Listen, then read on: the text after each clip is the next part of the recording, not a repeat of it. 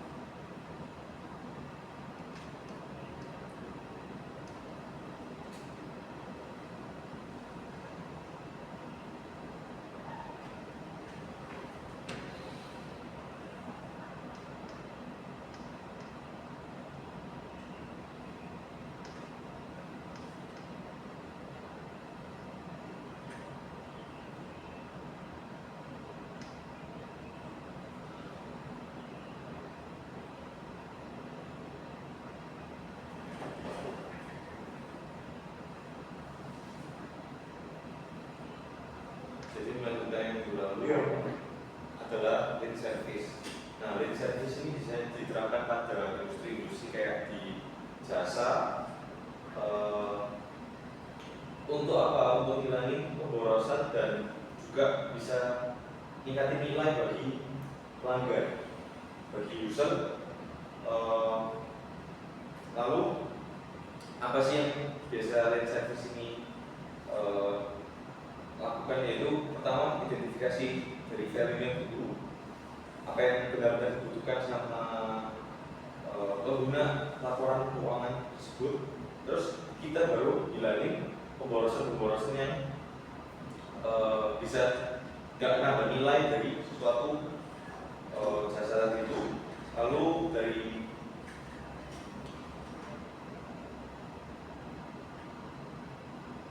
kita juga melakukan improvement, yaitu perbaikan terhadap apa yang menambah dari prosesnya.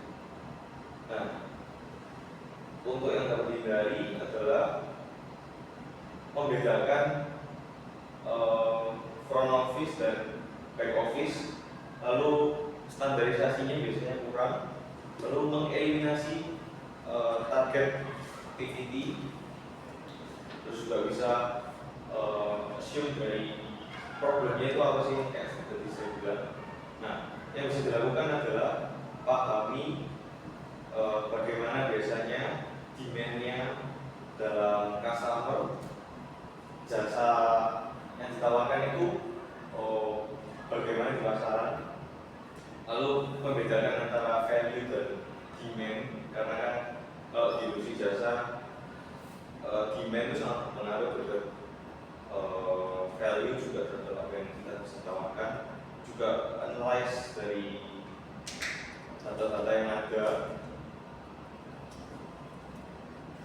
Lalu kalau di jasa kita juga pasti harus melakukan orang-orang terbaik di depan garda agar tidak menimbulkan masalah. Nah, penerapan lean di jasa ini seringkali niru-niru dari manufaktur, ya, kayak contohnya pabrik. Akhirnya nggak paham sifat interaksi manusia, karena kan kita di jasa ini sangat manusia banget. Keberhasilan lean pada jasa ini terletak pada desain sistemnya, bukan pada kontrol ketat terhadap individunya.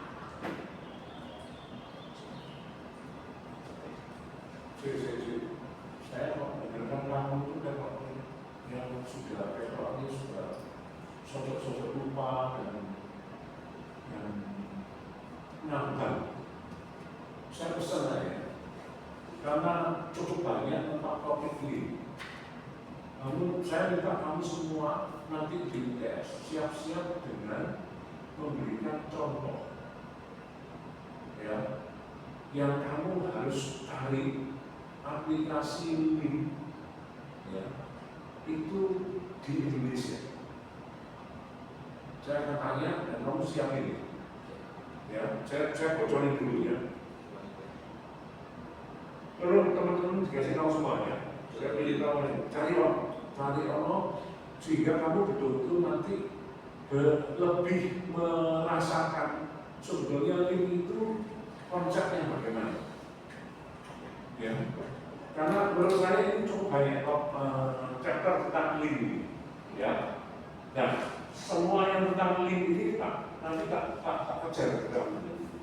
Jadi kamu link saja chapter 22, ya. Nanti ada chapter 25 link accounting, ya. Walaupun sebetulnya 21 sudah link manufacturing, terus link service, terus link accounting. Bayangkan 3 chapter. Dan saya minta kamu betul-betul mencari tentang link ini di dalam situasi. Jadi kamu nggak lihat dari buku, kamu coba cari. Nah, kalau perlu kamu nanti harus menunjukkan sumbernya supaya ini kamu sebutkan sumbernya, supaya ini nggak cuma versi sakral PDW, tapi ada sumber yang yang kamu gunakan sebagai acuan, ya sumbernya tidak mesti harus ilmiah, tapi sumber yang benar, ya tentang ini. Sebetulnya saya punya 2 bimbingan di S2 dan kelas tentang ini.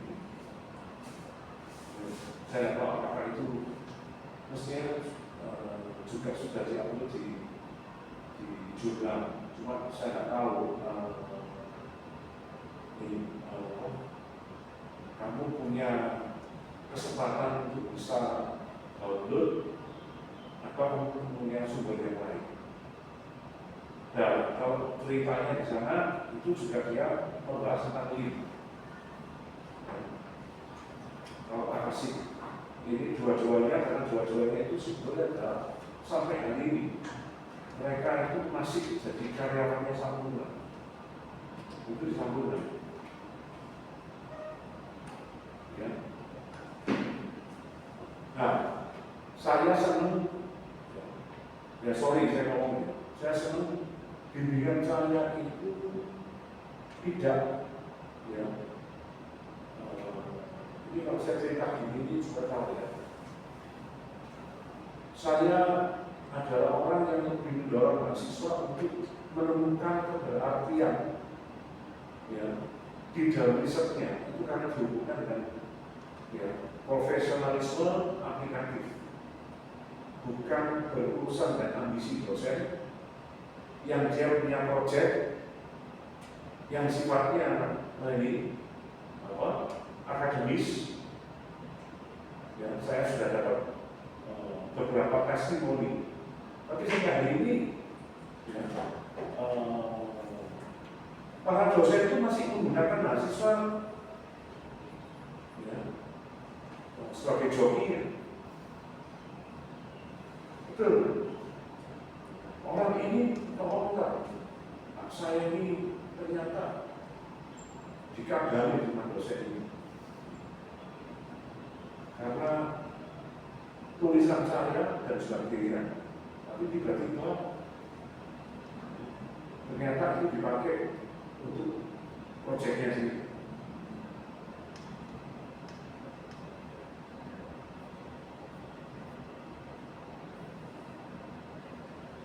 Nah, kalau saya ngomong gini, saudara tidak usah ambil ya, nanti kepo, sopor dan sebagainya.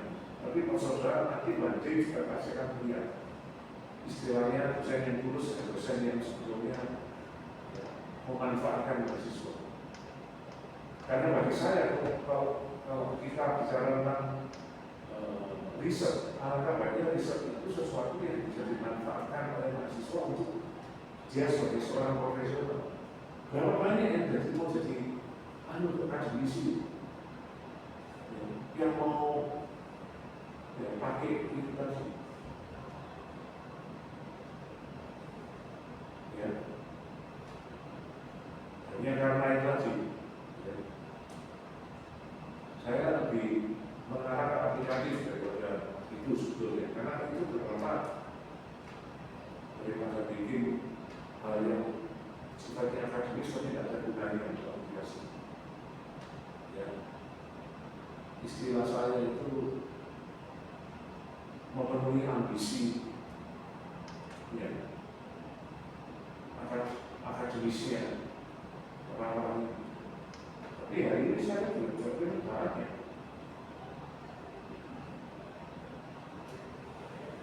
Ya, oke ya. Saya kemarin dari komentar ini kalau saya terus lama-lama, tambah semakin tinggal. Ya, kamu sendiri kalau saudara gampang pilih ini juga. Ya, saya cuma kejar nanti, saya ngomong ini, saya kejar nanti di waktu TS saja. Siap ini. Oke, sisi air. Ini masih untuk visual ya. Tentunya saya mau menjelaskan Ini akhirnya apa-apa. Iya, Pak. Iya. Ya. Apa begini? Yang terdepan ya kemudian. Ini karena saya paling lama 1 jam lagi saya harus check out. Gitu. Karena ini. Ayo coba.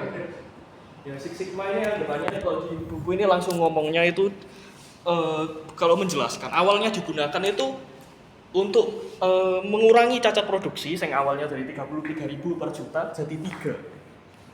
Jadi kan itu sangat besar. Itu kenapa ada Sigma-nya karena dianggap sebagai deviasi. Tapi kalau ditelusuri lebih lanjut, Six Sigma ini sebenarnya lebih ke kita itu menganggap orang ini sebagai problemnya daripada sistem yang telah kita buat. Jadi kita itu perlu nge-hire green belt itu sebagai part-timer, black belt yang profesional dan master black belt itu sebagai yang itu. Master black belt itu sebagai yang paling enforcer paling tinggi. Jadi di Six Sigma itu ada metodologi DMAIC yaitu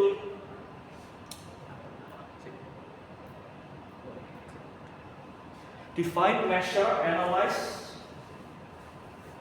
improve, and control. Nah, yaitu hierarchical yang saya sebut tadi. Nah, suksesnya itu di GE dan Motorola, tapi sering dianggap terlalu teknologi. Padahal kan seperti yang saya sebut tadi itu lebih ke orangnya yang kita permasalahkan di sini. Nah, selanjutnya itu sebenarnya ada problem yang dijelaskan kayak dari perspektif orang. Tak gambarkan ya, Pak Ojo sudah boleh ikut jawab. Ini ada di peribahasa bukunya itu orang menganggap mitologi itu lumba-lumba itu seneng busel orang, padahal dia cuma suka busel-busel aja. Nah, menurut saya dari sama menariknya itu. Dulu itu kalau sampai perang dunia II itu ada pesawat. Kalau ditembak tutung sini itu pulang. Nah, jenderalnya itu biru. Kita perlu nambah besi di sini. Nah, tapi ada orang yang matematika ngomong, loh harusnya kita malah nambah besi itu yang di lainnya yang nggak tembak. Apa begitu kira-kira? Jawab kan lihat aja kamu audiensnya sendiri. Kalau misalkan kamu naruh di situ ya akan ketembak lagi nggak problem solving. Mending taruh tempat lain untuk sebagai supportnya aja. Ya, anggapannya kurang lebih betul, tapi lebih ke karena ini survivorship bias, kayak salah satu kelemahannya orang itu. Jadi harusnya kita ditembak sini tuh dia itu aman. Malah kita harusnya naruh ke lainnya, misalnya di bagian sini. Misalnya di pesawat kita harus tembak bagian sini. Malah kayak satunya lagi yang paling suka itu Russian roulette. Itu menurut statistika 100% pemain Russian roulette itu hidup. Oh, Russian roulette. Itu kira-kira kenapa, Pak? Soalnya saya kata sebenarnya Pak. Russian roulette itu kan ini, Pak. Tembak dimasukin peluru satu diputer-puter gini. Nah, ya makanya menurut statistika Russian roulette itu aman. Soalnya saya ngomong nggak aman sebenarnya Pak.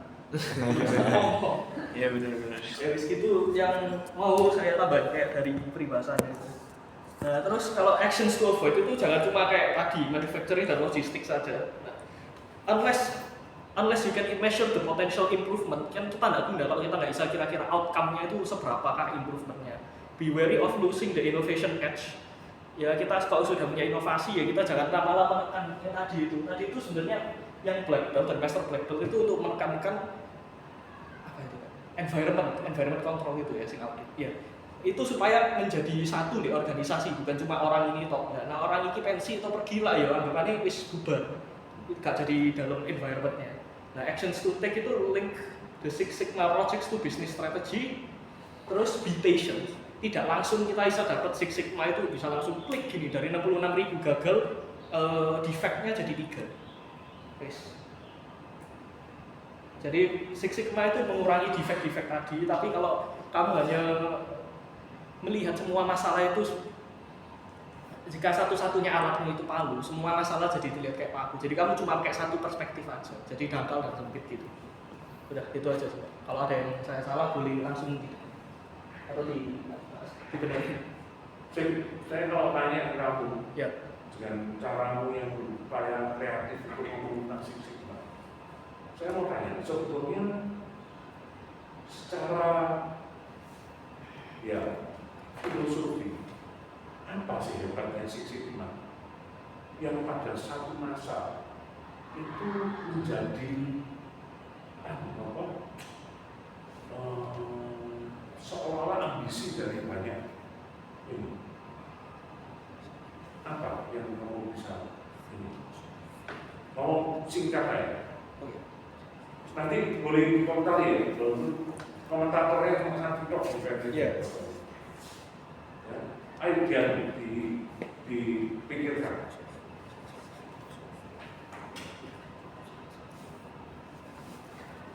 Perlu diingat sebenarnya soal sendiri. Iya, Pak. Sigma itu itu Indonesia nggak populer, tapi di banyak tempat di dunia, level dunia, sempat ini betul menjadi idola gitu.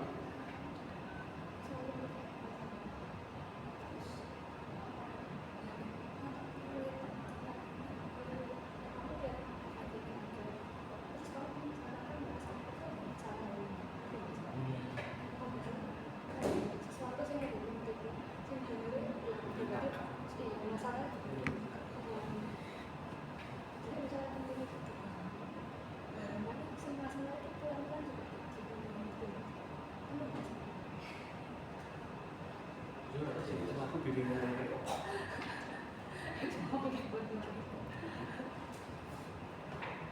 Ya itu enggak sih Pak, lebih ke kita melihat masalahnya sebagai holistik. Kan salah satu tadi yang disebut itu kita diasumsikan people is the problem, karena ya orang cuma bisa membangun sistem saat bagus-bagus sih, tapi ini orangnya goblok ya gitu Pak, dibobol tetap dari orangnya paling gampang.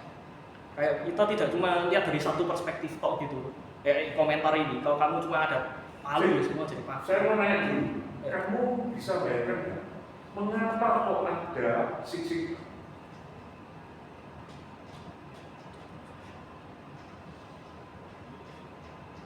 ide dari istilah Six Sigma itu apa?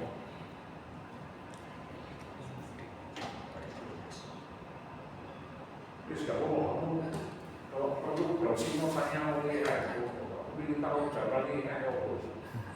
Berarti kamu juga nyari kok. Iya, Pak.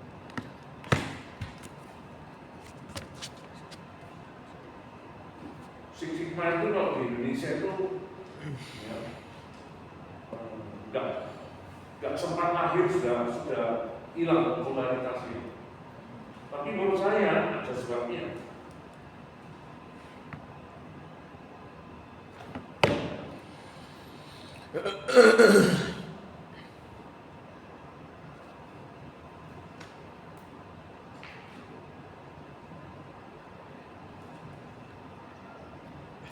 Saya pengen kamu gunakan bahasamu sebelum itu kamu boleh nanya dari yang ini.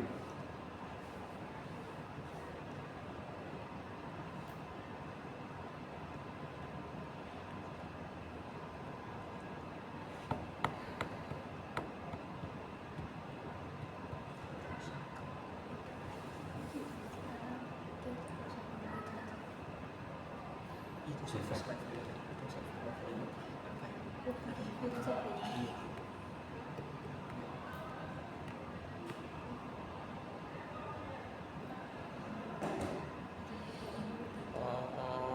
Lahirnya itu dari istilah bahwa per 1 juta hanya 3,4 cacat, sehingga persentasenya ialah 99,99966. 6-nya itu dianggaplah sebagai Six Sigma itu. Terus habis itu tahapan utamanya itu tadi yang sudah dijelasin, ada define, measure, analyze, improve, control. Terus tujuannya pertama yaitu meningkatkan kualitas produk dan layanan, mengurangi biaya operasional, meningkatkan kepuasan pelanggan, meningkatkan efisiensi. Anggapannya kan tadi hanya 3,4 cacat per 1 juta kesempatan. Jadi dia nggak menuntut 100%, tapi juga bisa mengurangi biaya operasional dan juga meningkatkan kepuasan pelanggan. Jadi intinya pelanggan puas meskipun nggak sepenuhnya, tapi biaya mereka juga nggak overload sampai harus 100%. Dan kamu sudah pengen ngomong sesuatu, mau jawab yang Pak Mojo tadi sih. Ya, Kenapa nggak populer itu? ya boleh. Kalau serasa saya tadi itu ya ada nyari searching itu, anggapannya kan terlalu menekan gitu Pak. Anggapannya kalau yang tadi master black belt sama black belt itu bisa melakukan, tapi kan mereka anggapannya sudah master. Sedangkan kalau yang green belt baru itu kan perlu di-training pelan-pelan. Kayak tadi orang Toyota itu kan butuh 10 tahun untuk sadar, oh dia ini masih belajar, kita itu masih belajar, dia nggak tahu semuanya. Sedangkan kalau anggapannya green belt itu disuruh masuk ke master black belt dalam waktu 2 minggu kan ya nggak bisa Pak. Kayak terlalu nggak masuk akal permintaan. Kalau misalkan menurutku, kenapa kok di Indonesia nggak sempat bertumbuh dan berkembang? Karena kan kita ini negara yang berkembang, sedangkan Six Sigma ini kan hanya bisa diterapin sama orang yang punya long term view, sedangkan di Indonesia kan kita cari sesuatu yang sifatnya instan. Jadi karena sifatnya instan itu di Indonesia ini kamu mau memperbaiki sedikit, nanti paling kita sudah pikir bahwa alah kita jual cepet, pokoknya yang penting kita untung. Jadi kita buat apa invest sejauh itu? Sama anggapannya kayak kalau di grafiknya quality cost itu kita penting nyampe titik EQL-nya, masalah urusan belakangnya kita nggak usah peduliin gitu. Oke, saya sudah sempat terpikir kamu jadikan bahan diskusi, ya. Karena bagi saya ini dipisah antara Six Sigma dengan TQM. Masih ingat ya? Nah, saya mau nanya, bagaimana kamu bisa melihat pasti banyak kesana, tapi saya minta kamu pikirkan tentang sebetulnya bedanya dengan TQM apa sebetulnya, ya. Lalu kalau untuk Indonesia, kira-kira mana yang lebih relevan kalau itu harus dijual? Pikiran nanti, ya. Oh, Sebenarnya dari grafiknya AQL itu kan juga ada TQM-nya. Oh, kamu mau Digambarin atau? Saya ingin tahu seberapa kamu bisa memahami TQM dari pengertian yang kamu pelajari di AM kan? Iya kan? Iya. Yuk.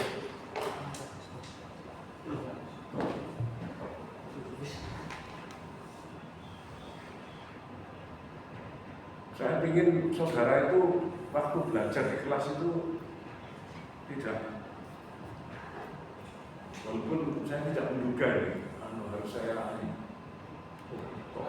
Cek anu nih kamu, cek ekstrim nih kamu gambar itu. Saya tahu kamu mau gambar rokok ya.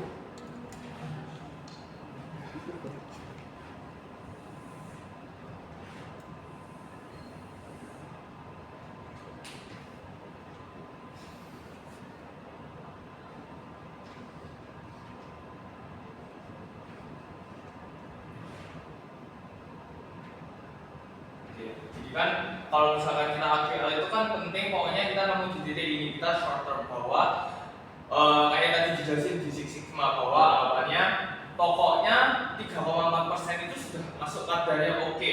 Makanya kenapa kita pakainya AQL untuk yang Six Sigma. Tapi kalau misalkan kita untuk yang di TQM, kenyataannya susah di Indonesia. Pertama karena TQM itu kan kita benar-benar mau sampai zero defect. Ketika kita mau sampai di zero defect ini, biayanya kita itu secara akumulasi akan tinggi dan juga masalah itu akan terus muncul. Nah, sedangkan di Indonesia merasa bahwa satu masalah aja belum tentu kita bisa selesai, apalagi kalau misalkan banyak. Makanya untuk sebenarnya mencapai sampai di titik zero defect di sini itu sebenarnya agak mustahil di Indonesia, apalagi dengan kualitas sumber dayanya yang masih banyak outsourcing, kayak gitu Pak. Saya nggak ngerti. Kamu gambar yang sampai kamu pakai itu yang grafik yang ini tuh grafik apa? Ini kan yang ini filler cost-nya, yang ini control cost-nya, yang ini accumulated cost-nya.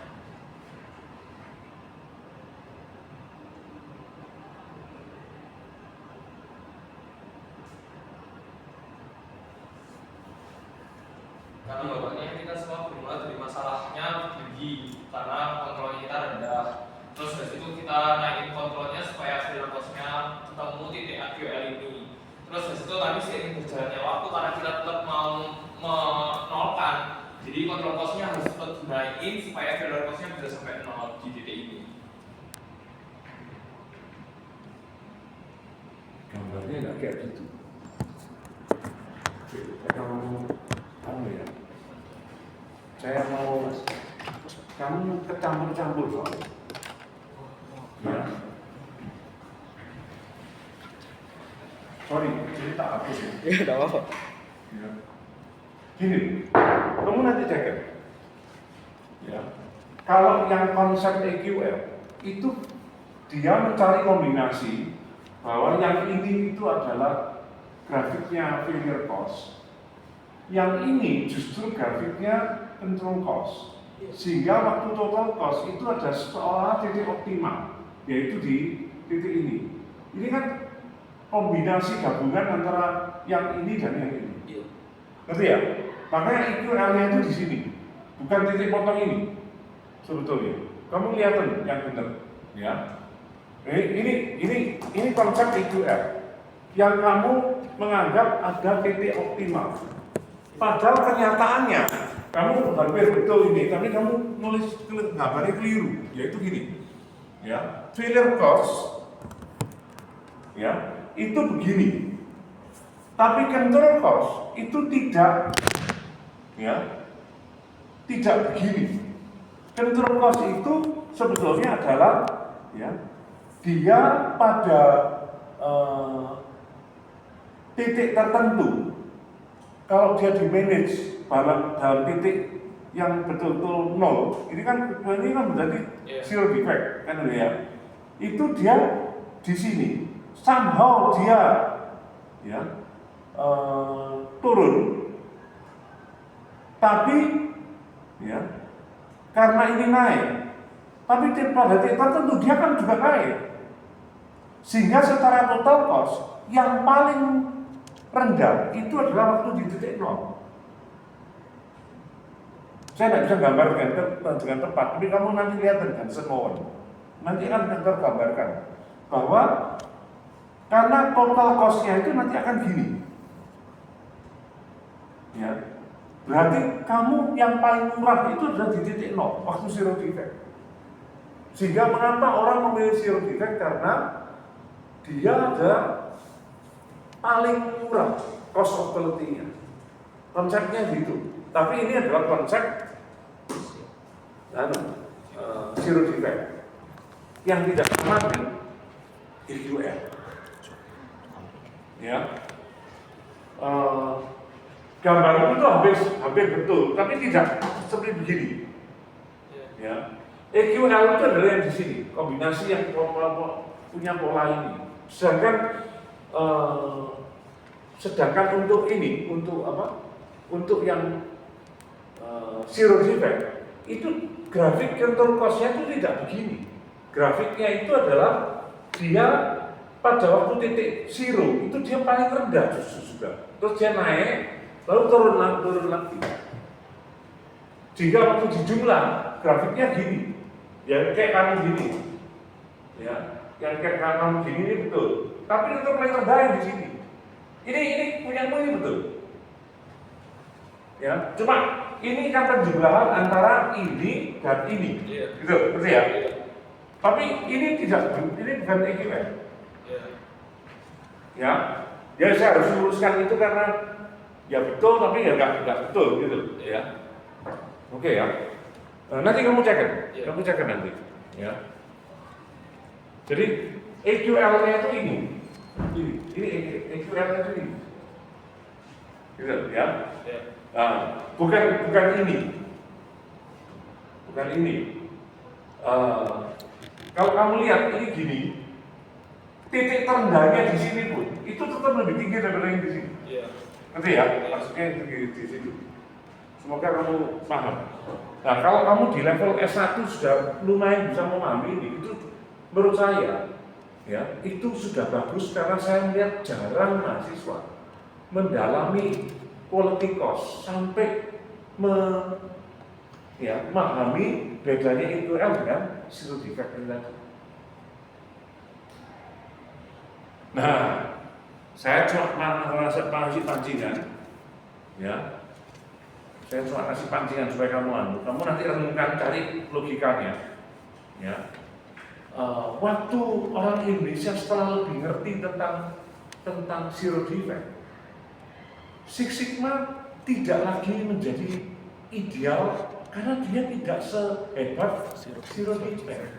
Jawabannya di situ sebetulnya. Tinggal kamu cari logikanya nanti. Ya, hampir kena.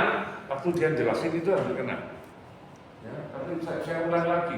Makanya ini contoh. Yang tidak masuk nanti akan keleleran nanti. Waktu saya tanya tentang ini.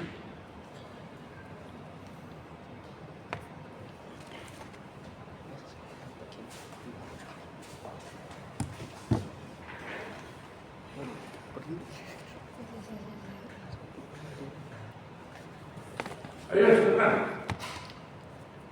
Anu.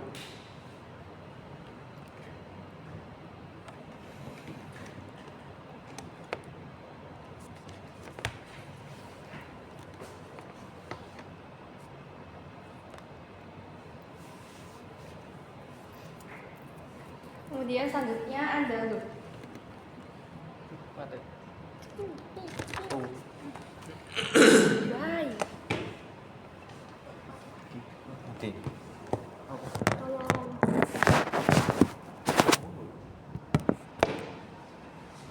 Ayo silakan. Screennya Pak. Bentar, Pak. Oke, sorry. Ada cerita dulu. Kemudian pada selanjutnya itu ada Apa? target costing. Ini anu. Target costing itu sebenarnya bukan hal yang baru bagi kamu. Ya. Ya, cek gitu Vivi Love Kalau Rose. present iki me. Oh, aku mau Kalah apa lho? Berarti mari kita Patrick sing langsung maju. Masuk aku jam 2 nganter no asu. Berempat present aja. Loh, aku Iki apa OC HDMI? Tuwek. Why? tuwek soalnya.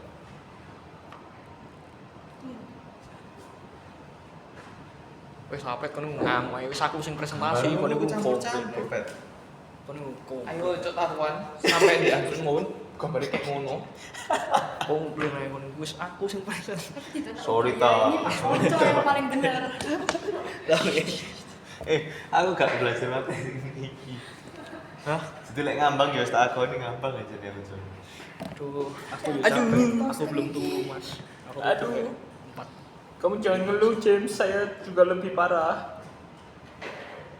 Kon gak usah jadi wong lu mending sis. Tak cekel kon mari ngene kan. Lu mending diem anjing. Lu siapa lu? Lu siapa? Hah? Sambil tunggu Bapak kalian siap melalui. Kon iku yo. Tak omongi lho, DPR lumayan DPR. Api kon. Lumayan DPR cercer. Amex. Terus tuh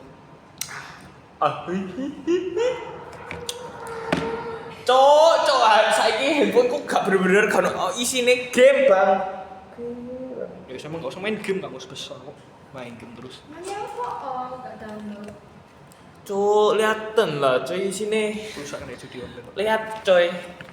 Kalenderku loy. Apa iki ngastos terus aku niku. Mau pamer. Aduh, cok, pamer kalah tetepan mbek kon tapi anjing kon duwe anak buah, cok aku gak duwe anak buah, cok. Dia anak buahnya. I employed myself. Kilo-kilo be apa? Bagus, bagus. Kamu kan sebelumnya 2 tahun lalu sih belum pakai Google Calendar loh. Keren. Kilo-kilo. Kilo kalian Lihat, lihat, lihat. Gila, keren banget. Jen ya. Tak bantu tepuk tangan, Miss. Pak semangat ya, ayo bisa. Wah, wis tiap bulan. Mantap, tapi gak konsisten. Iki mulai September. Akhir tahun gimana? Lihat jadwalnya sampai akhir tahun gimana? Belum cuy. Per aku selalu ngesetnya di akhir bulan buat bulan depan nih. Rame cuk sampai Desember. Januari. Ini. Siap. Tapi ini keterusan. Kamu bikinnya custom-nya itu salah. Oh enggak, ini kan soalnya sing jadwal ngajar loh. Tiap jadwal ngajar kan tiap minggu ya sampai Desember ya. Bisa diatur berakhir di Nah. kapan? Oh, Iki iya. ada custom-nya. Jadi tiap minggu sampai hari Kamis setelah berapa kali. Iya. bisa. Oh. Durasi ini sampai itu. jumlah waktu tertentu 7 kali gitu loh. Oh, iya. wis. Aku setiap kelas tak bikin kayak gitu. Ya wis. Kota atur ya lah satu-satu. Keren sekali. Nah ini keterusan terus toh. Iya, iya. Nanti makanya aku tapi kan Kalau bahasa Inggris namanya occurrence. Oh. Until 7 occurrence tak settingnya gitu. Nah nanti sing dari week 1 tak copy paste ke week 8. Oh. Tak duplicate. Ayo. Di selanjutnya itu ada target costing. Singkatnya target costing ini adalah sebuah pendekatan yang membalik logika tradisional. Alih-alih menetapkan harga berdasarkan biaya produksi, target costing ini ya, enggak. Itu dimulai dari harga yang pasar mau bayar, dari harga yang konsumen mau bayar, lalu menetapkan biaya maksimalnya yang harus dicapai agar perusahaan tetap profitable. Kalau misalnya di buku itu ada bagannya seperti ini. Jadi kenapa orang-orang itu kenapa kok ada ide target costing? Karena kok di tradisional itu kan biasanya kita dari research dulu, terus ada ide produknya, setelah itu mulai dari produk desain, engineering, terus nyari harga supplier, sampai dari situ nentuin cost-nya. Nah masalahnya dari waktu nentuin cost, begitu tahu kalau misalnya cost itu terlalu tinggi, orang-orang badan usaha itu akan kembali lagi ke tahap produk desain. Jadi gitu terus sampai menemukan cost yang paling rendah gitu. Nah, sedangkan kalau target costing itu research marketnya, produk audiensnya masih sama, tapi mereka lebih merencanakan dulu kira-kira pasar ini mau beli di harga berapa ya. Kalau misalnya saya mengeluarkan produk seperti ini, nah setelah itu mereka baru mengeluarkan target cost, di mana target cost itu yaitu ada desain, engineering, supply pricing, dan target cost ini memaksa desainernya, engineersnya dan supplier itu untuk pelan-pelan. Untuk agree ke atas biaya yang disediakan oleh yang diinginkan oleh badan usaha gitu. Sorry. Aku kembali ke PPT. Menurut saya kalau kamu ngomong seperti ini, level understandingmu mirip-mirip dengan waktu kamu pernah belajar itu di mana? AML. Saya pikir kamu bisa melihat ini dari perspektif yang lebih dalam. Ini tolong, ini sudah kan, karena kalau cuma cerita istilahnya merangkum dari yang di sini, menurut saya tidak cukup dalam. Sudah, ini lanjutnya masih ada lagi. Iya Pak. Apa? Excel Executive. Nah, menurut saya ini masih banyak technical pemikirannya target costing. Saya mau lebih banyak kamu ngomong tentang filosofi ini. Ada pelajarannya di bagian akhir kamu ada ini. Kita ada komentarnya. Ya, ada. Nah, kalau komentar dari kelompok kami, target costing itu sangat efektif dalam industri yang manufaktur stabil, tapi kurang cocok untuk bisnis dengan permintaan yang sangat fluktuatif atau inovasi radikal. Nah, jika target terlalu ketat tanpa ruang adaptasi, justru bisa muncul kualitas yang rendah atau kehilangan ruang diferensiasi. Kok iso gitu? Malah kata-katanya kok komentarnya kok sama gitu. Karena target costing ini kan kalau di yang saya pahami, dia itu kan termasuk yang menekan. Masih ingat saya waktu dulu di LNL, saya kasih contoh tentang apa ya? Kok kamu ingat? Saya membandingkan target costing itu dengan apa? Biasanya yang saya taruh untuk dibandingkan secara bersama. Ingat nggak? Karena saya kok lihat kamu bikin ini, sorry, materinya itu kamu betul-betul kayak orang yang lepas dari ingatan sama sekali tentang target costing. Padahal bagi saya target costing itu menjadi filosofi yang membuat Amerika itu betul-betul kaget. Kok diangka mungkin sama Kaizen, Pak. Ya, oke. Kamu kalau bisa ingat bahwa saya itu waktu itu taruh sejajar dengan Kaizen. Terus bedanya apa?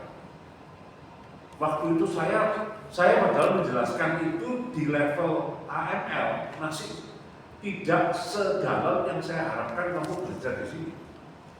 Di sini ada chapter tentang Kaizen costing. Rasanya kok nggak ada ya? Kaizen costing. Kamu target costing itu kamu punya dua. Nggak ada.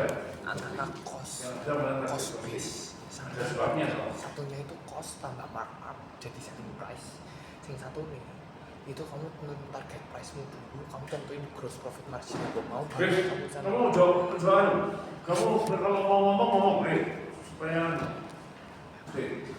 Kan saya ingin kelas ini dulu kelas yang tidak tergantung dari soal suasana presentasi atau tidak. Ngobrol. kita punya dua metode pricing, ada cost base, ada target pricing. Kalau cost base itu anggapannya cost ditambah sama markup sama dengan selling price. Ini adalah yang dilakukan banyak orang di seluruh dunia. Ya, ini Ya. anggapannya supaya kita nggak terbebani, jadi costnya Ini berapa? ini sistemnya, kalau kita ngomong sistemnya Cost base pricing, cost base ya iya, tapi bukan itu yang saya maksud. markup. Bukan. Kamu pernah enggak? Waktu saya ngomong itu, saya ngomong waktu itu pasti di kelas AML. AM sudah, cuma nggak sampai agreement. Nah, kamu pakai OI. Nah, yang kedua itu ada target price. Jadi dari target price yang tadi kita cerita bahwa customer itu kan mau Nulismu sebetulnya salah. target price. Lebih baik target price-nya di depan. Enggak. Oh, Yang benar itu nulisnya di depan. ya. Target price Target price terus no. dikurangi sama Itu. gross profit margin sama dengan target cost. Cara nulisnya benar ini. Nah, target price ini kan kita tahu masyarakat itu kurang lebih maunya beli berapa. Dari situ kita bilang, oh supaya kurang lebih aman, kita tuh butuh gross profit margin itu berapa sih dari ini? Let's say 20%. Nah, jadi kan kamu tahu nih target costmu hanya boleh 80% dari harga. Nah, ini itu kamu sama aja sudah dikekang bahwa untuk buat produk ini itu kan kita hanya boleh dapat uang sekian, gitu. Nah, berarti artinya kamu untuk komponen ini hanya boleh sekian, belum lagi kalau kita mau OH. Hal ini somehow itu jadi nekan supplier. Kan gimana pun kita lebih punya power of bargain sebagai dari si perusahaan. Karena kan kita akan memproduksi ini. Yang berani supply ke kita itu banyak. Nah, kalian saya mau harga supaya bisa menang tenderku. Nah, ini itu kalau nggak punya komitmen dari supplier kita akan susah. Karena anggapannya kita hanya terikat karena yaitu tadi harga dan transaksional itu. Nah, oleh karena itu di target cost ini kita itu butuh juga kayak keterikatan sama supplier bahwa aku butuh produksi banyak, harganya juga ini, gross profit marginnya juga ini. Kamu mau nggak bisa sampai aku, asalkan kamu bisa supply aku, harganya juga jangan lu untungi banyak-banyak, tapi bisa long term kita ceritanya. Nah, belum tentu semua supplier tuh maunya kayak gitu, karena supplier juga pikirnya daripada aku supply kamu, aku juga punya market lain yang bisa kutuju dengan sumber daya yang sama. Saya minta kamu sambil cerita membandingkan terus mana yang lebih memiliki masa depan. Kalau pola pikirnya itu ada dua ekstrim, cost base sama target. Buat POV perusahaan. Kalau buat POV perusahaan sebenarnya di dalam persaingan yang semakin banyak kompetitor masuk sebenarnya yang ini karena kita kan apalagi di market Indonesia orang cari yang murah, jadi kita harus terus mengendalikan cost. Kalau kayak gini susah karena anggapannya kita pokoknya milih supplier bebas, nggak ada yang ngendaliin, kita total markup belum tentu ini bisa diterima sama masyarakat. Jadi kalau untuk di Indonesia lebih cocok ini. Bukan untuk Indonesia bukan. Ya. Jadi untuk bisnis seluruhnya akhirnya menurut gue. Ya. Tapi yang konvensional, yang pola pikirnya itu adalah, nah ini yang kamu bisa menemukan nggak? Saya menggunakan istilah yang atas itu, ya saya pakai kata sistem yang atau yang bawah sistem apa?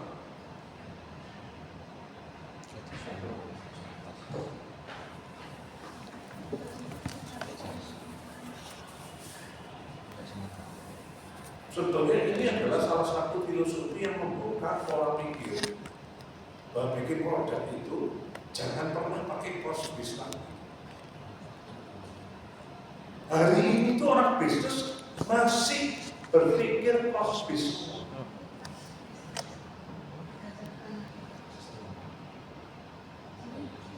Itu yang saya ngomong. Kamu tuh berarti tidak menyadari. Ini salah satu yang saya ngomong.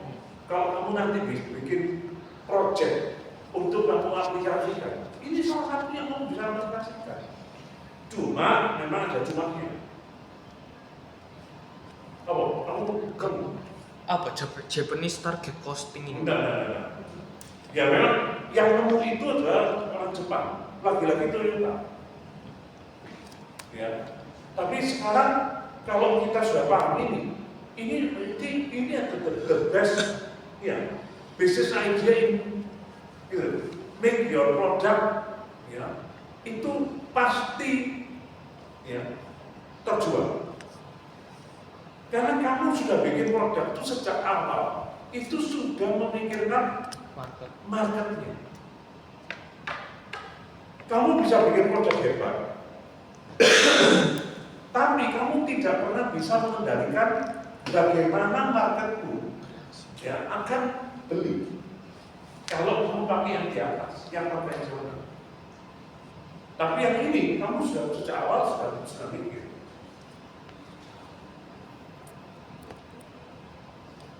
Oh. Saya kamu akan menyampaikan, aduh ya Pak, saya Bapak pernah begini. Saya kira ditulis.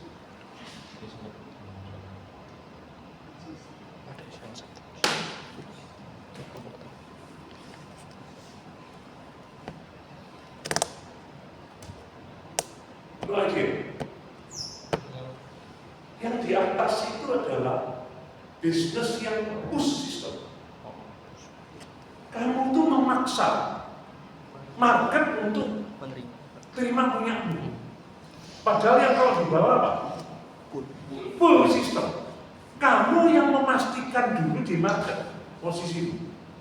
Lalu kamu tarik balik. Gitu.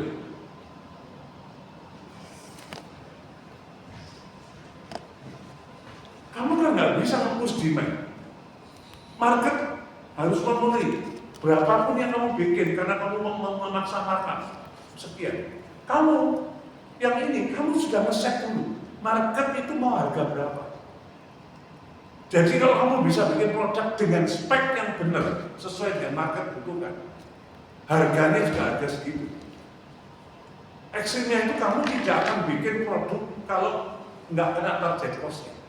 Mengapa nggak bisa target cost? Karena kamu akan cari akal bagaimana. Nah, mengapa kalau saya gabungkan Kaizen? Kalau kamu tahu, karena yang ini untuk new product.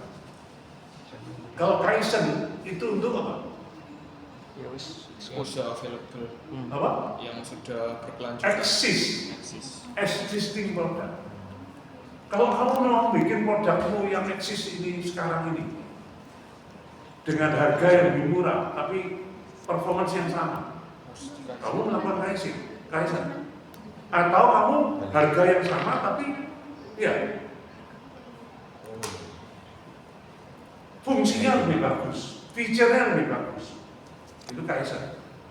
Dua-dua bicara tentang improvement, tapi yang satu improve pada waktu sejak ya di idea.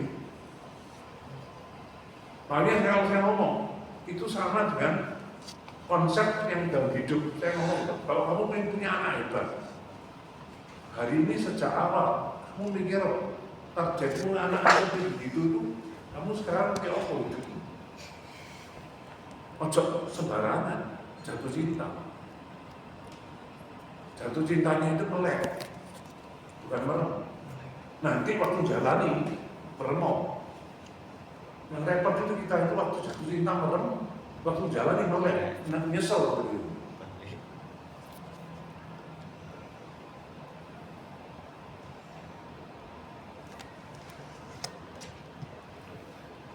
Oke ya, nangkep ya, sudah ya, nangkep ya ini ya. Tolong jangan sampai saya itu justru mau menekankan filosofi yang di target costing itu justru bukan cuma untuk bisnis, untuk masa depanmu. Kamu tuh mau ya, hidup yang seperti apa? Taruh sebagai target. Lalu tarikan balik. Hari ini kamu harus melakukan apa? Sekarang ini masuk di sini.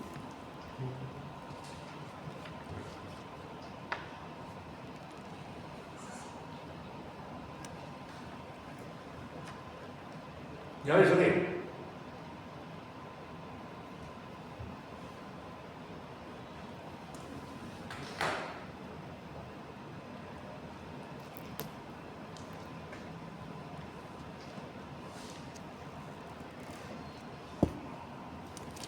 Ya, oke. Tangkap ya ini ya. Iya. Ini balik cepat. Ini nggak nutupi nanti kalau itu. Ini baru subjek posting. Ini itu accounting. Itu apa ya? Ayo, ayo. Wah, ini balik.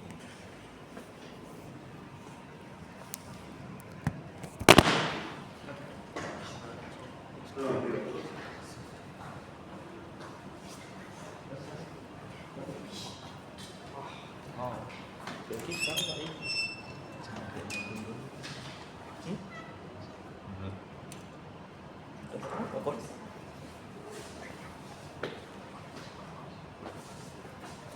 Selanjutnya dari accounting. Saya nggak komentar banyak, nanti kamu nggak minta untuk mendalami karena semuanya berurusan dengan link. Tolong ya, jangan sampai kamu cuma sekedar ini kaji, membuat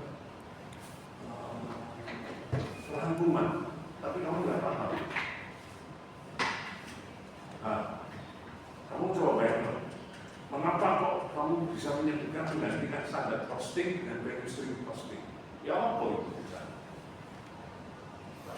Akhirnya butuh, kamu harus bisa ini. Jadi apa yang saya pahami dari accounting Ringkasanmu nggak salah, tapi kamu paham nggak? yang saya pahami dari accounting ini, jadi kalau lihat dari contoh-contoh sebelumnya ada link itu intinya tuh kayak bikin kayak lebih langsung, lebih ramping gitu. Iya. Terus Terus accounting itu kan apa bedanya link apa? manufacturing service Service dengan link sama accounting? accounting. Kalau yang manufacture itu kan proses manufaktur itu panjang banyak. Gimana cara dibuat lebih ramping, dirampingkan lagi. Terus kalau jasa itu kan dia itu juga ya sekali lagi juga banyak macam-macam, jadi kayak dirampingkannya gimana. Terus kalau accounting ini saya pahamnya accounting kan penuh dengan standar. Jadi karena dia tuh standar ini, standar itu, jadinya tuh dia agak gemuk gitu. Jadi kurang efisien, jadi dibuat lebih ramping lagi. Makanya di sini ada standar costing itu diganti dengan value stream costing, di mana semua biaya itu dikaitkan dengan alur nilai pelanggan, bukan ke departemennya.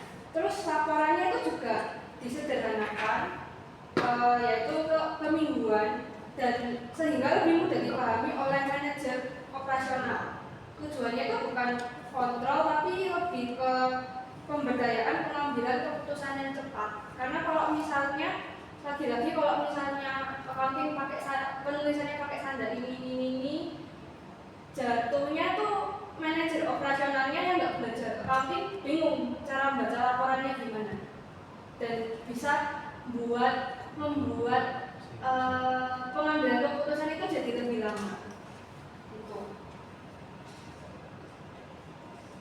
Bedanya dengan versi yang tadi service maupun manufacturing maupun accounting.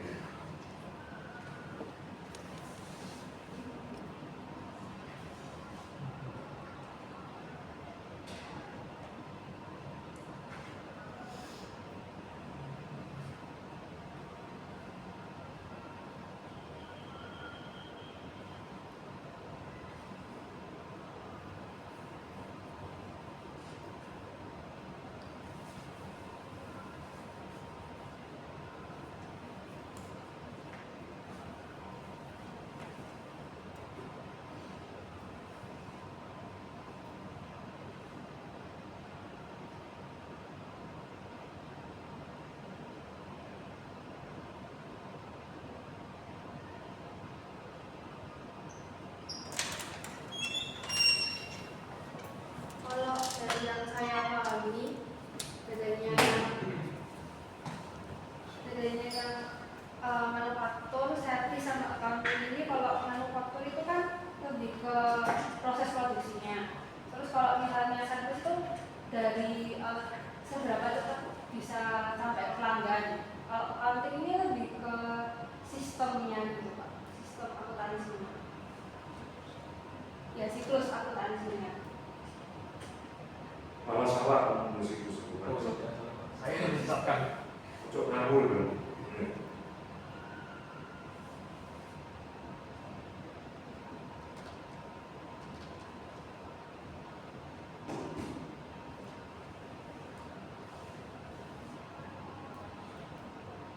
Terus modul, versi modul. Terus Saya nggak suka dengan kamu baca ulang kamu nggak paham. Terus materi terus. Ini terus terang saya nggak terlalu suka dengan cara ini karena cara ini membuat orang bisa ngomong tapi tanpa paham. Ini yang jelek. Saya ingin kamu nanti tolong semua ya waktu TS ya. Jangan cuma copy paste dari buku. Kamu harus menunjukkan bahwa kamu paham terhadap setiap hal yang mungkin saya akan kejar secara khusus. Lanjut dulu. Karena saya ngomong kalau ini nggak terlalu lama. Ini cuma bisa dibaca tanpa memaham. Gitu. terus ada kalau di buku ada performance potensialnya. Sudah, lanjutkan dulu. Saya nggak suka yang lihat gini. Action to take nggak suka, itu lanjutkan dulu. Ya, komentar loh. Komentar dari kamu kalian dari accounting itu ideal untuk perusahaan yang lean tetapi sulit diterapkan dari organisasi dengan banyak variasi produk atau struktur matriks yang kompleks. Dan itu pelaporan keuangan eksternal tetap memerlukan standar. Salah memang. External reporting itu tidak butuh standar costing. Dia butuh external costing. Kamu salah fatal. Hati-hati. Standar costing itu sistemnya angka, bukan sistemnya angka. Angka itu pakai actual costing. Dan tidak dilihat seperti standar yang ada. Karena dia itu dari sisi yang penting biayanya masuk.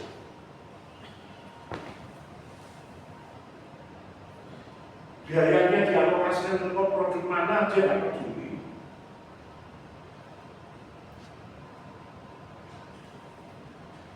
Nah ini kelihatan kalau bikin saya ngerti. Tolong yang lainnya memikirkan. Saya jujur aja waktu lihat punyamu, saya ya produk banyak emosi karena kelihatan kalau tidak ngerti. Tapi saya mau mesti gimana? Pas saya pengen ngomong seperti begini di kelas, yang hadir cuma 4 orang. Hati-hati ya. Lean accounting itu tidak ya, bertentangan dengan standar costing. Jangan sampai kamu nanti nggak sadar. Karena semua itu adalah sistemnya lain. Nah, ada urusannya dengan akal.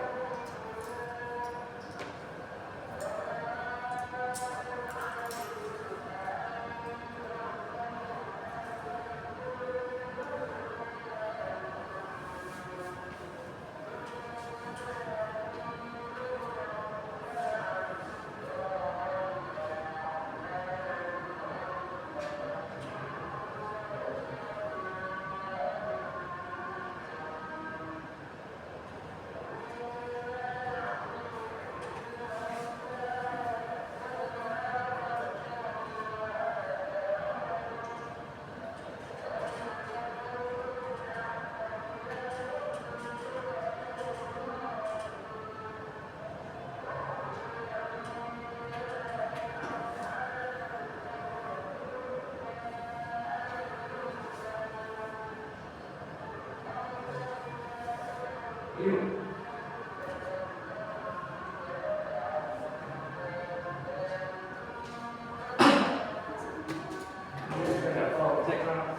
Yang tadi saya maksud itu full salah ya. Tadi Apa? siklus itu maksud saya sih dirinya di siklusnya itu kayak ngurangi birokrasinya itu.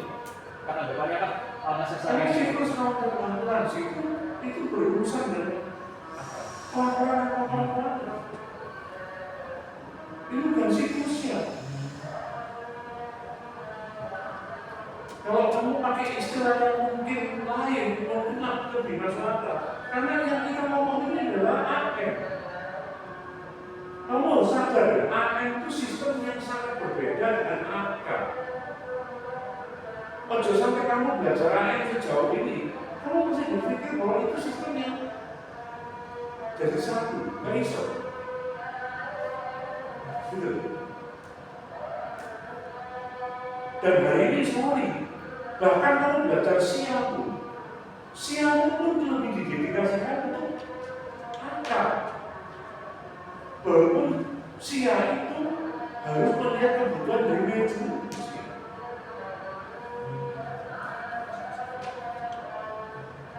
Tapi begitu sia itu arahnya untuk bikin laporan keuangan, itu angka. Gitu. Nah, karena mahasiswa punya keterbatasan dalam konsep sistem, ya, terus dicampur-campur, kamu angka itu nggak peduli kamu bikin produk A, produk B, produk C, nggak masalah, dia nggak peduli dengan posting. Dia cuma peduli dengan apakah biaya dicatat dengan lengkap, itu loh. Begitu kamu ngomong bagaimana kamu mencatat untuk biaya produk A, produk B, produk C, itu sudah masuk loh. Ya kalau kita ngomong basic cost accounting, cost accounting itu bagian dari AR. Ya nggak sama caranya. Mengapa? Karena nanti kamu berurusan dan biaya harus mengalokasikan.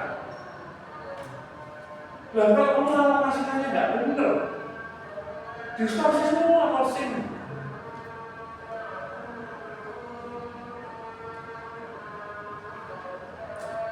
Jadi dari semua sebenarnya tentang apa ya? Tadi benar ya? Iya, Pak. Karena sorry, orang hari ini belajar itu katanya belajar angka, tapi mindsetnya masih belum move on dari angka. Jadi kayak kemudian itu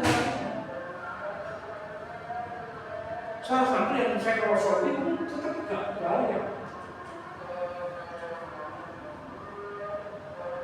Dan saya ingatkan, dosa paling besar dari accounting yang tidak disadari oleh orang belajar accounting di Indonesia, posting. Banyak posting yang dilakukan oleh orang accounting di Indonesia itu gagal-gagal. Nah, mengapa kok gak ngomong? Ya karena yang terima hitungannya juga lebih goblok lagi. Mengapa kok saya bisa cerita itu? Setiap kali kalau saya berurusan dengan bisnis yang saya cek postingnya, pasti ketemu kebodohan mereka. Baru langsung ditunjukkan logikanya, iya Pak, mikir. Nah, mengapa begitu simpel?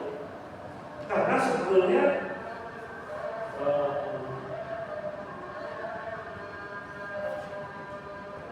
kita itu tidak membiasakan common sense. Kita terbiasa dengan standar cara kerja kita.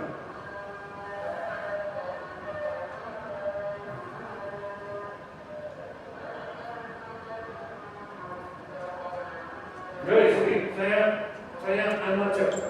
Saya harus komentar ini karena saya serius kan.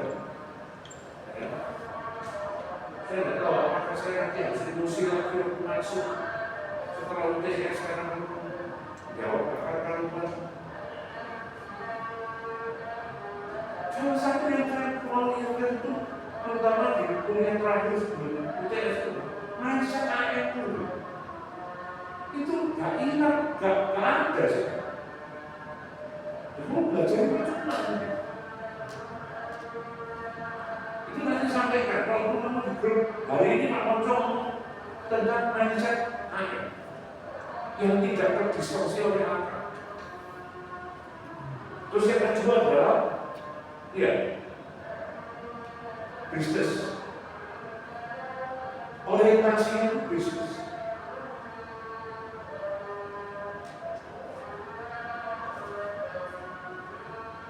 Sehingga kamu selalu nanti dihubungkan dengan kebutuhan bisnis. Masalah yang terjadi itu karena kamu tidak bisa memenuhi kebutuhan bisnisnya.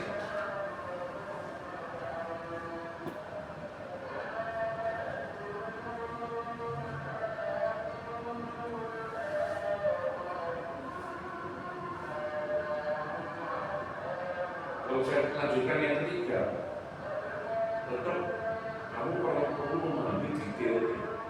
Berapa banyak orang pabrik mau lihat detailnya di dalam bisnis tersebut?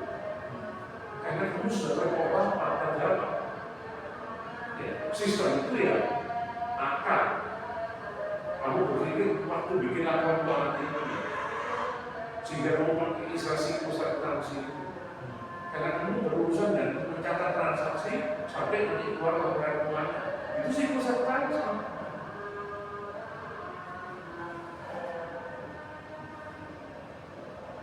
Nah, kalau mungkin lebih betul kalau kamu siklus akuntansi itu kata lebih betul. Itu adalah bagaimana kamu bukan mencatat transaksi, tapi mencatat hal-hal yang relevan untuk kamu bikin, apakah itu informasi cost untuk decision making, itu bagi kebutuhan manajemen. Ini dulu Bapak sempat bilang itu waktu AM, kalau apakah AM itu digunakan dulu itu kayak pabrik. Misalnya pabrik ini untuk tahu apakah kita perlu bikin pabrik kedua atau enggak. Kan biasanya kok itu BIP ini kita bisa cek dari barang masuk barang keluar, kayak gitu. Iya. Nah, itu kan mindset yang berbeda dengan kalau diangkat, gak peduli pabriknya biro. Gitu. Yang penting kamu mencatat dengan lengkap sesuai dengan standar enggak?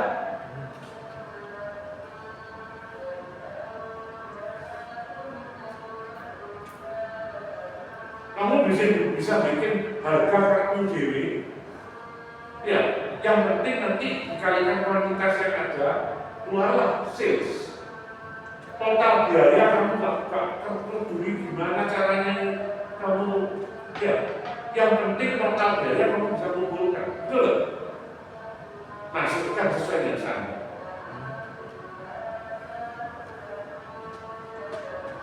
Apakah itu bermanfaat untuk bisnisnya? Yang penting makanya algoritmanya bisa kuat. Nah, kamu kalau dari sisi direksi, kamu kan ingin tahu sebenarnya produkku mana yang ya lebih perform. Dan begitu akuntansi sembrono, distorsi kabeh.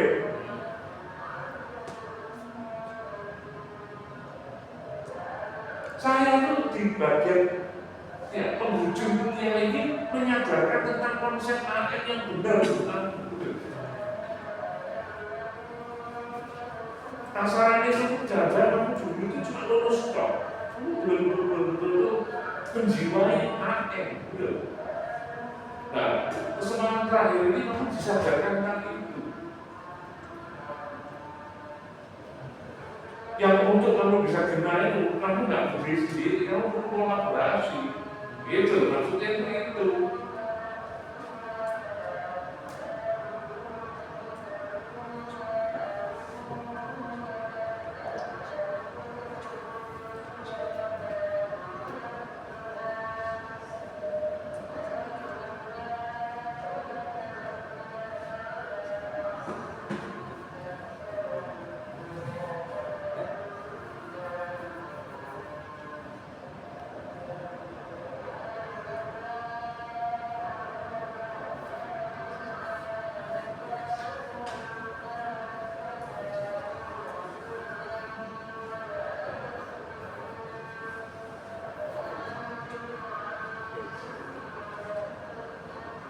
shared service ya.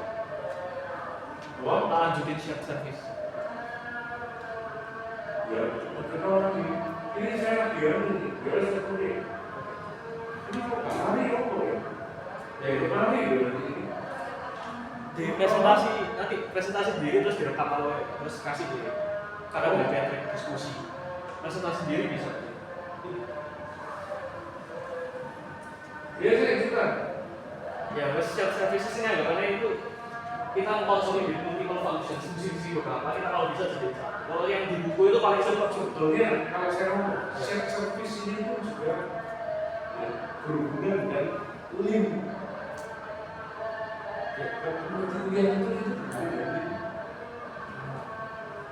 Ya, salah satu bahasan yang menarik itu juga berarti ini ada apa ini?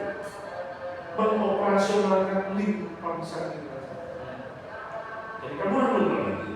ya, kayak maksudnya dari kayak terlalu banyak service center itu di kayak anggapnya jadi Itu. Terus kalau saya ngomongnya kalau beriman ini yang kelar, karena saya ingin lalu selesai. Nanti.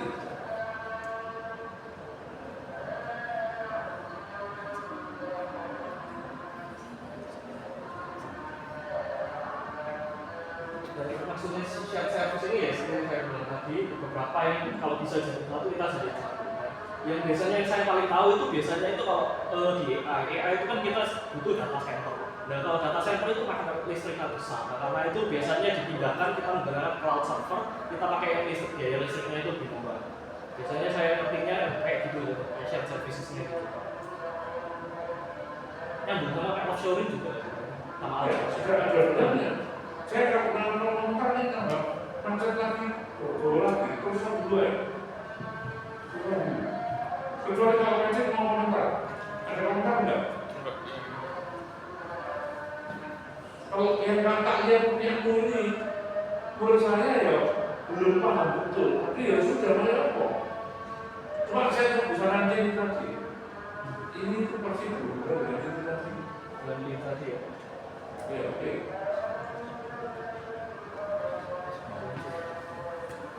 Outsourcing ya.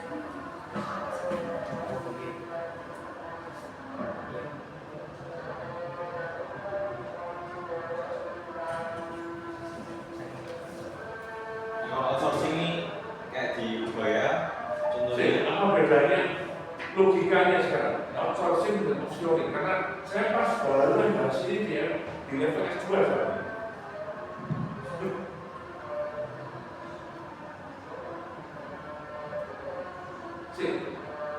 Di mata kuliahnya saya nggak komentar ini. Ini saya nggak komentar ini. Outsourcing dan offshoring nggak komentar. Itu yang satu ya. Satu. Nggak, berarti yang dua. Sekarang saya mau tanya, mengapa kok ada outsourcing? Logikanya dulu. Biasanya apa? Cost efficiency. Badan usaha menyadari Kalau misalkan bikin sendiri, kalau misalnya mereka nggak bisa ngelakuin semuanya karena itu mereka kayak istilahnya pergi ke tenaga ahli. Contohnya yang sekarang sering dipakai buat outsourcing itu adalah IT system gitu. ya sama dengan upaya hari ini outsourcing tentang CS, Ya. ya upaya ya mumpet urusan cleaning yang ya bukan bidangnya dia lebih banyak fokus pada pendidikan. termasuk untuk satpam, Pak. Ubaya butuh standar satpam yang tinggi sehingga dia nggak mungkin didik kayak didik mahasiswa, jadi didiknya mahasiswa jadi utamanya ya di mahasiswa. Untuk yang satpam dialihkan ke outsourcing. Ya, terus saya offshoring Bedanya di kepemilikan tenaganya. Kalau outsourcing itu dari luar, kalau offshoring itu dari masih kita, tapi Beda lokasi. Beda pasar. ayo, coba.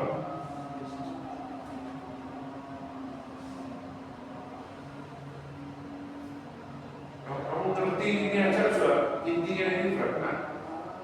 Bahwa apa? Dalam bisnis itu kita tidak mungkin kerjakan sendiri. konsepnya lakukan itu, tapi kita melakukannya dengan terukur. Berarti ya? Ya. Apa? Terus anu, ini nggak kejar berarti. Contoh offshoring, Coba. Mungkin Before Pak, Before itu kan bukan perusahaan yang Indonesia, tapi dia ada cabang di Indonesia. Dan dia juga bantu badan usaha yang di Indonesia. ya sepenuhnya benar. Oke. Ada komen-komen? Barangkali mungkin pengen bisa mengenal.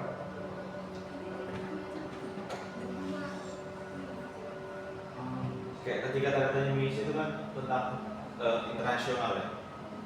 Bisa juga ke anak perusahaan contohnya. Apa yang diartikan offshore itu? Mengapa dia jumlahkan itu?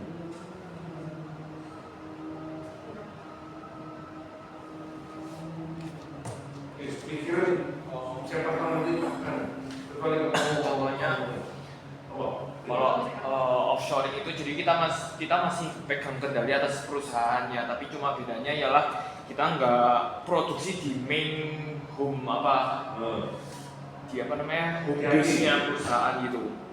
Contohnya misalkan kayak PMI gitu, PMI itu home-nya ialah Amerika, tapi karena dia mau ekspansi nih, dia beli kepemilikan saham di Indonesia, punya pusat data finansial semua di Indonesia, tapi pusat IT-nya di Manila, tapi secara holding company-nya Amerika.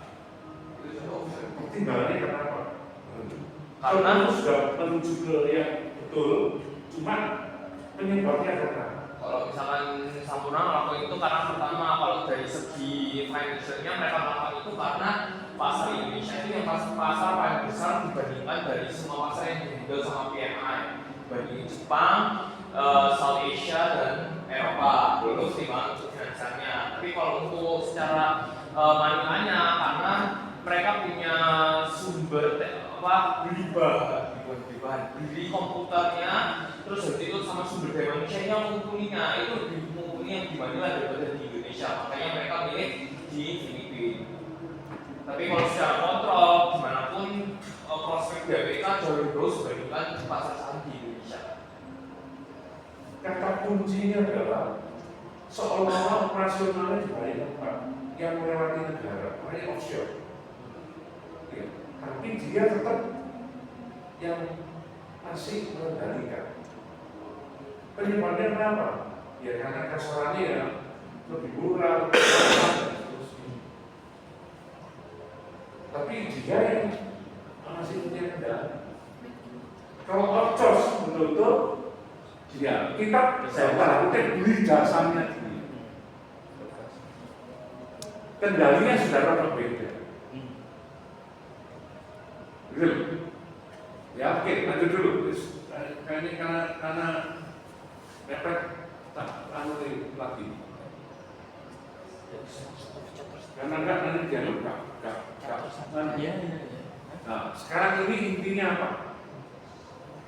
Terus di tuntas ini tinggal satu lagi gitu. Ya, betul.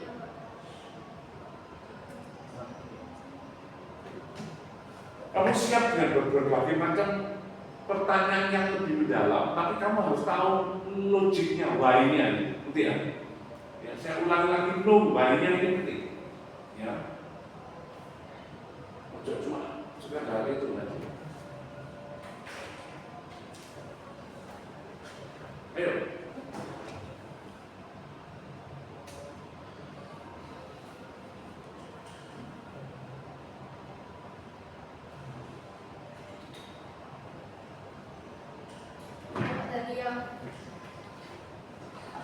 Dari yang saya pahami, ini kan investment portfolio management. Jadi portofolio dari badan usaha sendiri, investasinya itu dibuat supaya mereka itu berdasarkan strategi dan risiko yang sudah ditentukan sama perusahaan. Jadi bukan cuma asal. Saya mau tanya, arti portfolio itu apa? Artinya apa? Supaya nanti kamu tidak terjebak pada istilah, tapi pemahamannya dulu. Apa arti portfolio management? Apalagi mungkin dikata tambah investment. Nah, portofolio biasanya itu kayak apa yang kita punya nggak sebenarnya? Biasanya kalau di investment portfolio management itu biasanya ownership kamu, misalnya kamu invest apa aja, terus ownershipmu ini berapa gitu aja. Kayak misal aku sebagai hedge fund, misal aku own 20% Philip Morrison Indonesia, dan itu masuk portofolio itu sering di manage. Kamu terjebak pada portfolio itu cuma berurusan dengan finansial, salah. Standar finansial juga. Hati-hati. Portofolio itu kayak Jangan sampai kamu melihat arti portfolio itu cuma berurusan dengan keuangan. Justru di situ. Ya, oke. portofolio itu kayak kumpulan pencapaiannya gitu. Apa salah? Kayak jadi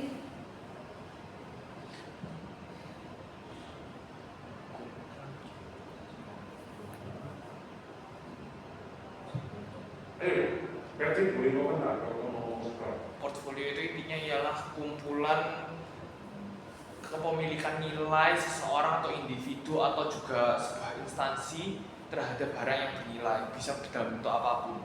Contohnya kalau misalkan kamu perusahaan itu nggak selalu punya portofolionya ialah saham, obligasi, tapi dia punya art pun juga itu sudah bagian dari portofolio.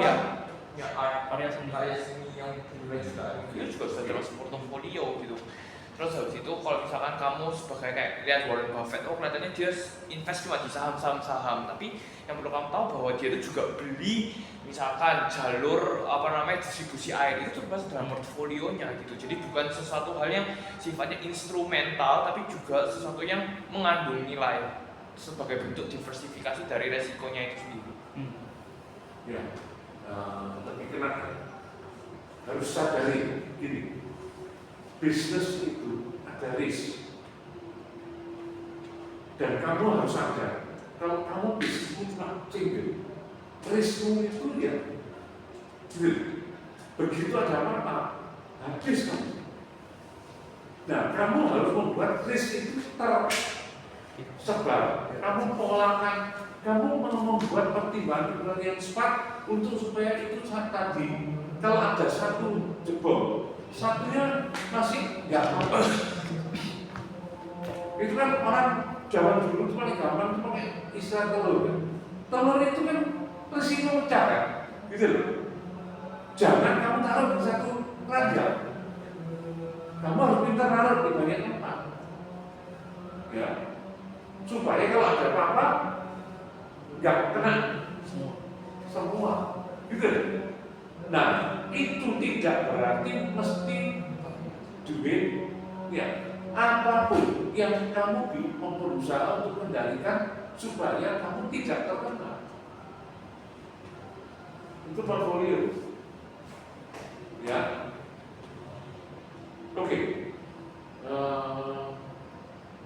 Terus lanjutan, kamu terus kamu yang kamu tampilkan.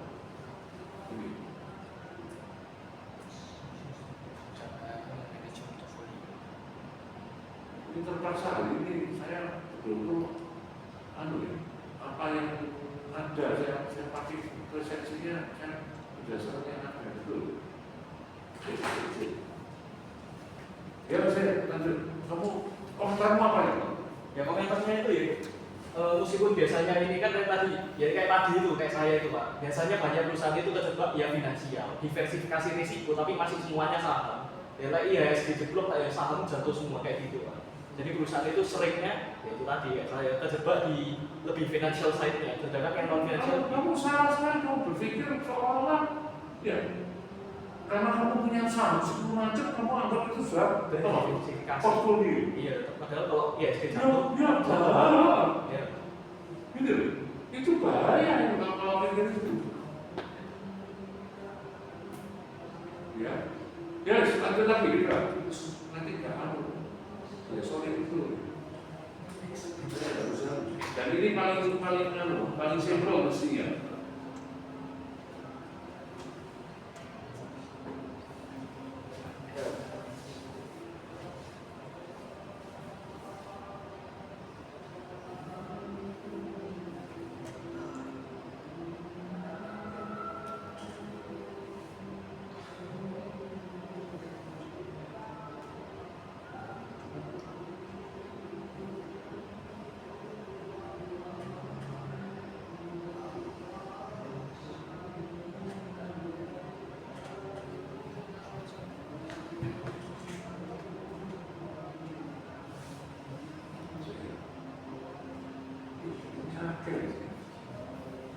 Ya kecuali aku, ini berkata ini, semua ini terpaksa overload.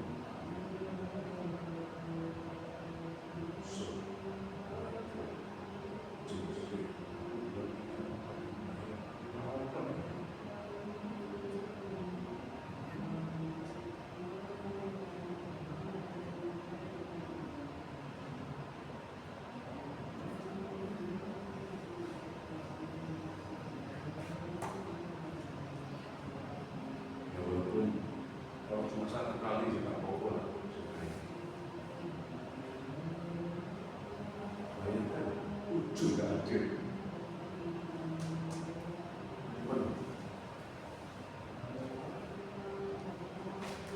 Ya saya lanjutannya ya mau.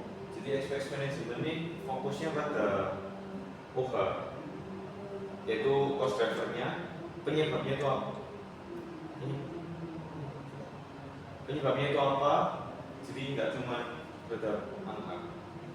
Nah, expense management ini kan dari kata-katanya sudah expense, berarti kan apa itu penyebab biayanya. Jadi harus bisa identifikasi yang menjadi biaya utama, yang utama itu apa, lalu bisa sisihkan pekerjaannya nggak bernilai.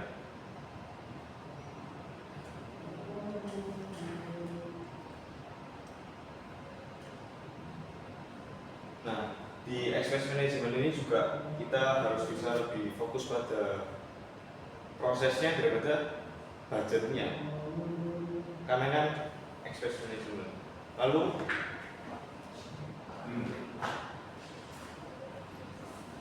buat juga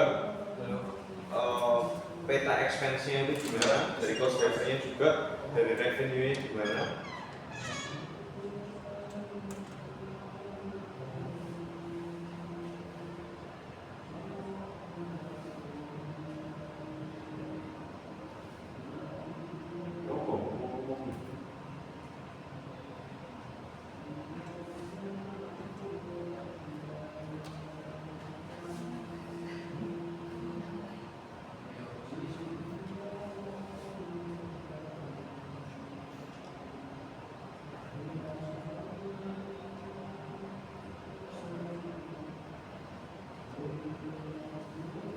Ini kayak kita perlu mengidentifikasi apakah cost yang disebabkannya itu memberi kita value nggak sih, Pak? Baru kita perlu memanage.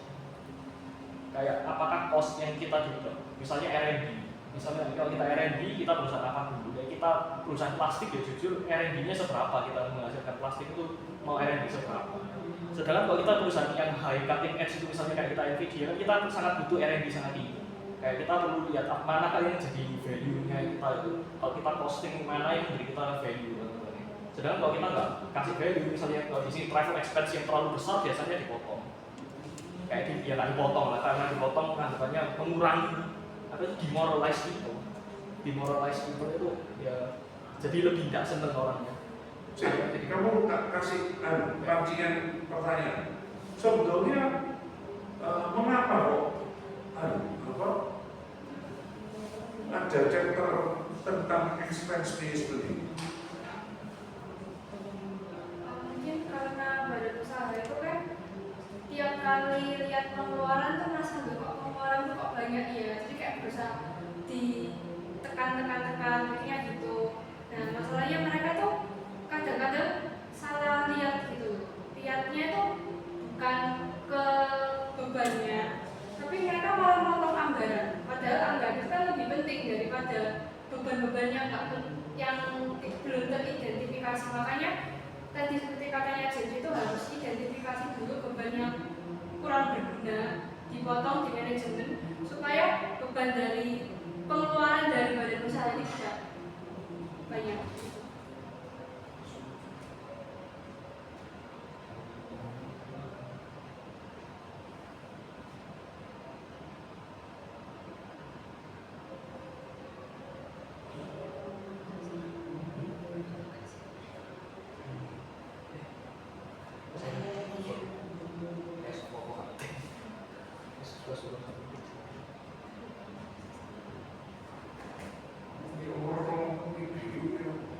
Ini kabelnya kok kesenggol dikit langsung mati. Jadi dari tadi itu mati ternyata kesenggol.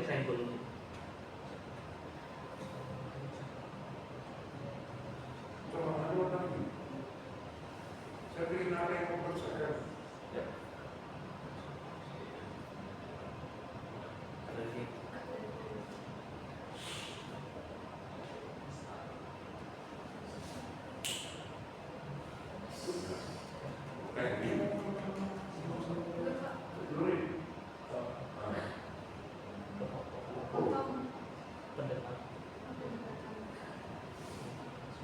Ini apa ya? Tentang apa ya? Expense management. Hah? Ya, expense management. Ini akan Indonesia. Ya. Ini sama ini. Tapi kan ini tadi Apa yang kamu ngomong itu sebagian oke. Ya. Saya bisa enggak?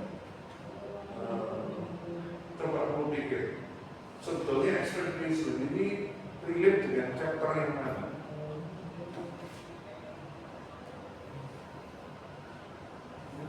Supaya kamu lebih bisa merasakan fokusnya.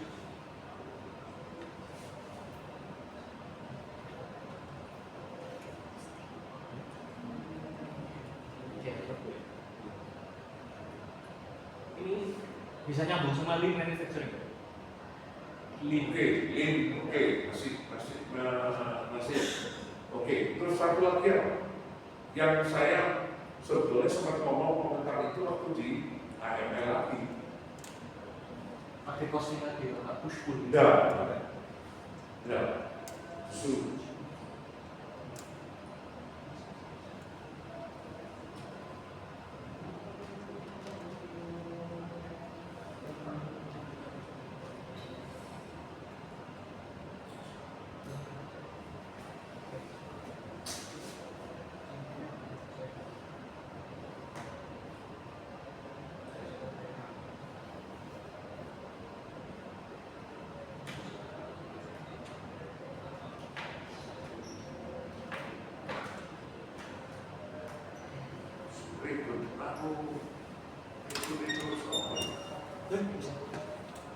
Karena bagi saya kamu ini komentarmu betul-betul gak nyambung, gak berkenan.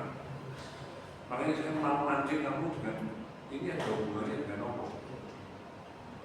Ini extension, kamu kalau masih bisa nyambung dengan apa yang saya ini bisa tak cara waktu di UTS. Activity based process. Yang betul ini ya. Oh. Waktu bicara tentang utang, Cari aja. dan detektiviti. Jadi kamu harus sadar ya, ini yang relate gitu. Satu kamu lagi ngomong relate to lead betul, ya. Yang berikutnya lagi, ya, itu kamu sudah ngomong tadi, yang EBM, yang bukan EBC ya, EBM, yang berhubungan dengan non-value activity. Masih ada satu lagi yang baru saya sentuh. Kamu sempat ngomong di sana, tapi justru itu keliru. Yang benar satunya apa? Kasih majikan.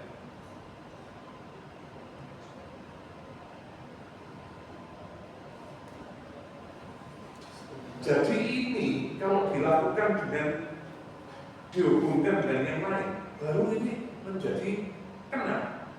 Pengertian dari expense ratio dia kena. Ya, saya tunjukkan ini supaya kamu tahu bahwa meskipun ini chapter, tapi bukan berarti dia itu chapter yang tidak, ya, connect, gitu loh. Wah, juga itu. Capek banget gitu. Oh, Daripada yang tadi ya, budget cut itu mending kita, ya saya ngomong lagi, daripada budget cut kita realokasi realokasi tadi budgetnya ke yang lebih value added activity dari yang non value. oke.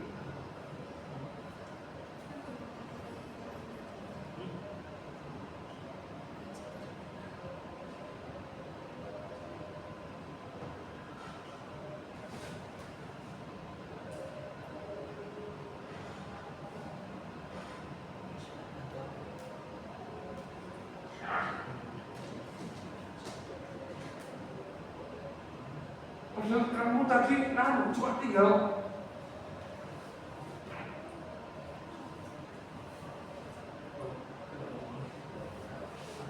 Lanjutin Pak.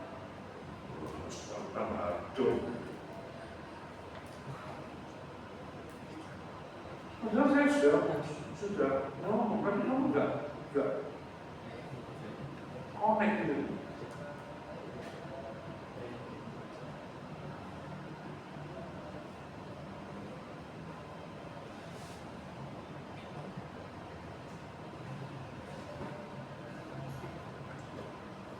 Oh.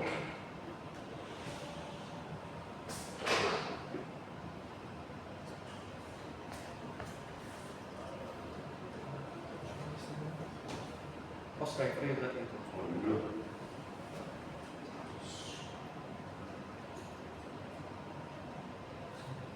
Tak kasih clue ya. Kamu tadi kan ngomong sempat ngomong tentang target closing.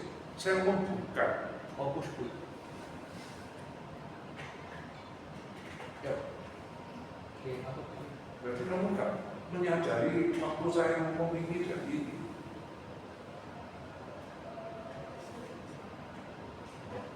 Padahal saya jelasin yang satunya ini. Kamu terjebak. Saya tadi ngomong tidak ada di buku ini, tapi saya harapkan kamu tahu tentang hal ini. Kaizen. Bukankah Kaizen itu spiritnya adalah apa? Bagaimana kamu bikin produk yang sama tapi harga lebih murah? Jadi kamu harus memanage expense ya?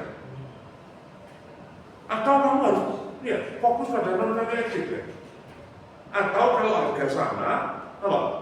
Dia harus punya functionality yang lebih baik.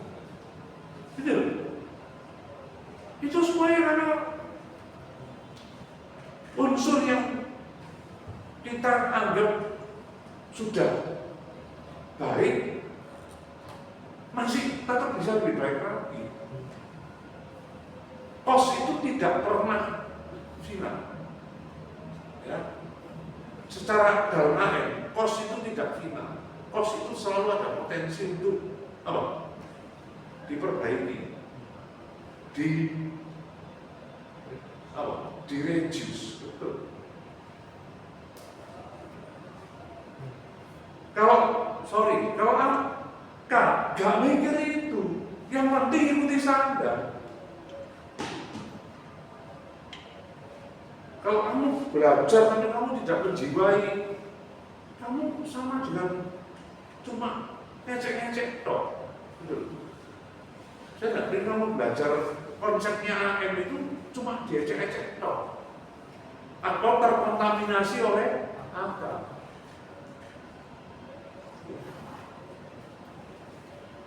Walaupun skripsimu ya, itu bisa akar. Oke ya, saya sudah ini ya. Saya sudah mau dari yang itu. Yes ya. Sampai ketemu di UTS. Yang anu ya. Oke. Masih, Pak. Kita input dulu. Apa? I see you. Tuh, pahami kata-kata yang ada di Pak Ponco tadi, karena dia sering ngomong tentang UTS yang datang cuma 4, 1, 2, 3, 4. Tio